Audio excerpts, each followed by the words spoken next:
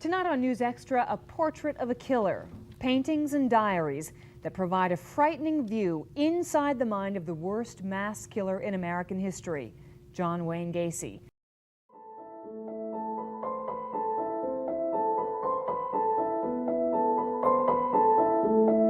Escritório Criminal.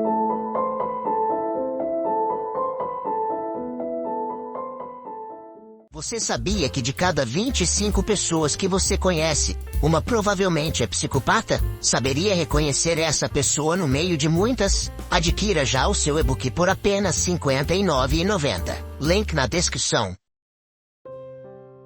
Chicago, 1970.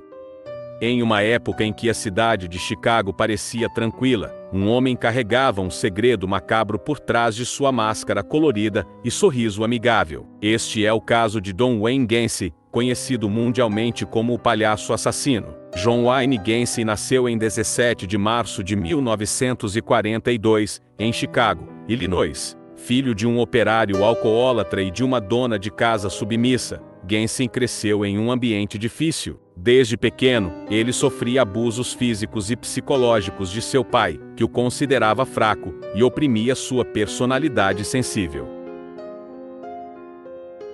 Apesar dos traumas de infância, Gacy tentou levar uma vida normal. Ele se casou, teve filhos e se estabeleceu como um empresário respeitável. Gacy se envolveu ativamente em sua comunidade, organizando eventos sociais e até se apresentando em festas infantis como Pão-Gão, o palhaço. Mas por trás dessa fachada de cidadão exemplar, Gacy escondia segredos sombrios. Entre 1972 e 1978, John Wayne Gacy cometeu uma série de crimes que chocariam o mundo. Ele usava seu carisma para atrair jovens rapazes, prometendo empregos ou dinheiro fácil. Uma vez dentro de sua casa, esses jovens eram brutalmente atacados, torturados, violentados e, por fim, assassinados.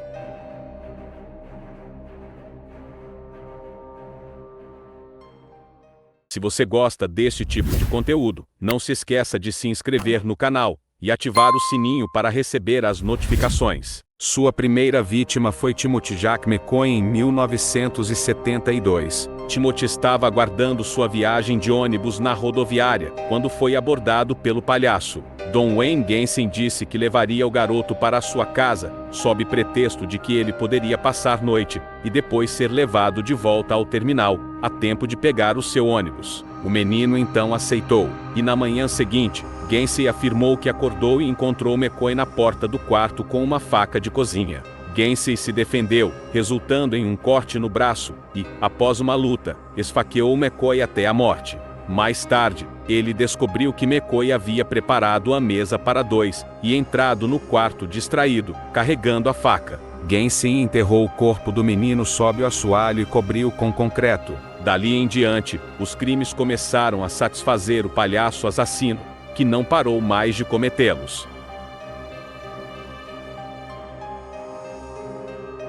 Gacy foi meticuloso ao ocultar suas atrocidades. A maioria dos corpos foi enterrada em um espaço claustrofóbico, sob o assoalho de sua casa, enquanto outros foram descartados em rios próximos. O número total de vítimas chegou a 33, mas alguns acreditam que esse número pode ser ainda maior.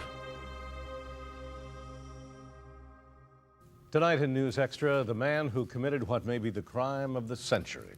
His name is John Wayne Gacy, convicted of killing 33 innocent people and destroying hundreds of lives. The jury didn't find it ludicrous. After barely 2 hours deliberation, its verdict was murder by Gacy, 33 times, 29 bodies buried in that house of his on Summerdale, a crime of horrendous proportions.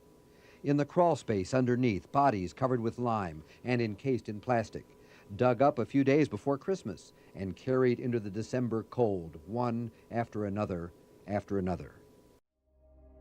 A reportagem que acabamos de assistir mostra o momento em que John Wayne Gacy foi condenado pelos seus crimes cometidos. O julgamento de John Wayne Gacy começou em fevereiro de 1980 e rapidamente atraiu a atenção de todo o país. O tribunal foi palco de testemunhos perturbadores e evidências que detalhavam os métodos cruéis usados por Gacy para torturar suas vítimas. Sua defesa tentou alegar insanidade, mas a monstruosidade dos crimes não deixou dúvidas no júri. Gacy foi considerado culpado e condenado à morte por 12 assassinatos. O veredicto foi claro: John Wayne Gacy deveria pagar por seus crimes com a vida. A condenação à morte marcou o fim de um dos julgamentos mais infames da história dos Estados Unidos. Isolado em sua cela na prisão, Gacy começou a pintar. Os temas pintados variavam, embora muitos fossem palhaços, alguns dos quais era ele mesmo pintado como Pão-gão. Inclusive, em uma de suas raras entrevistas à televisão, ele mostra suas obras. Do clowning, and I don't know if you want to mention the name, for an ice cream company in Chicago, who had 33 flavors. I used to, I'm serious, Bressler Ice Cream Company. I was their contractor and I was also their clown. And Pogo the Clown was the clowning that I did for charity hospital work for the Democratic Party and that. And Pogo the Clown is originally, Pogo comes from being Polish and on the go all the time, so it's Pogo. Why the skeleton? This was done by request. Somebody requested a skull clown, and mostly the punk rockers and the undergrounders like that stuff there. This is Christ, as I see him in myself. And it's monolithic because Christ, to me, is monolithic.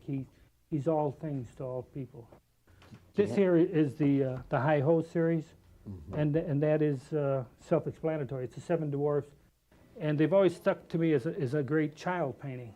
And so I've done a series of Hi-Ho series paintings. And this is the 1990 one. This is called Hi-Ho Around the Campfire. It's an original work. Walt Disney is a mentor for me because I've always enjoyed his creativity. And the Seven Dwarfs, if you actually look at all the faces, they represent the 7 different moods that most people can get into. Muitas de suas pinturas foram exibidas em exposições. Outras foram vendidas em vários leilões, com preços individuais entre $220 mil. Embora Gacy tivesse permissão para ganhar dinheiro com a venda de suas pinturas até 1985, ele alegava que seu trabalho artístico objetivava trazer alegria à vida das pessoas. 1994.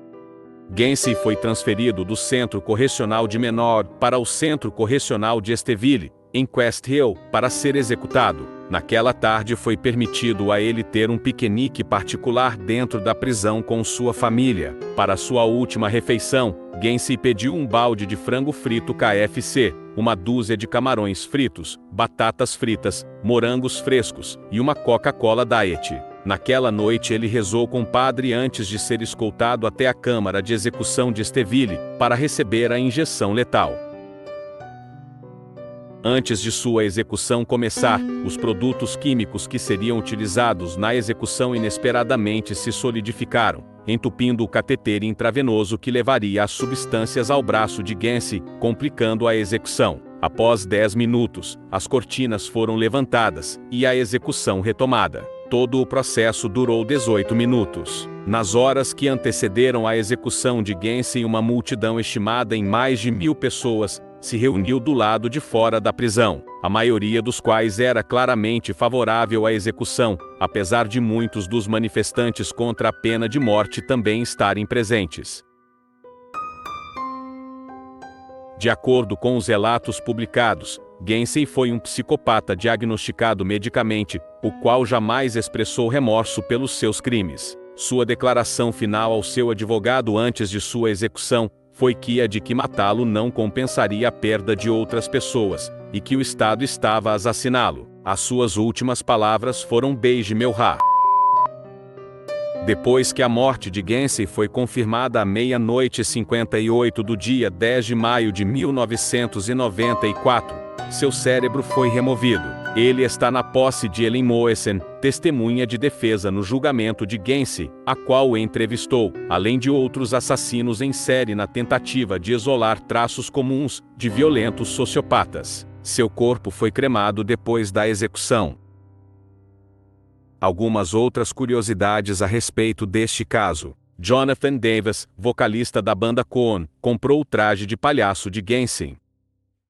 Gacy foi interpretado nos episódios de American Horror Story, Hotel, Devil's Night Parte 1 e Parte 2. No episódio Lebanon da 14ª temporada de Supernatural, o fantasma de Don Wayne aparece como um espírito vingativo, em forma de palhaço, após escapar de uma caixa de cigarros. Sam derrota-o ao queimar a caixa. A história de Don Wayne Gacy serve como um lembrete perturbador de que o mal pode estar oculto nas formas mais inesperadas. O palhaço assassino nos mostra que, às vezes, as aparências enganam, e o horror pode estar mais próximo do que imaginamos.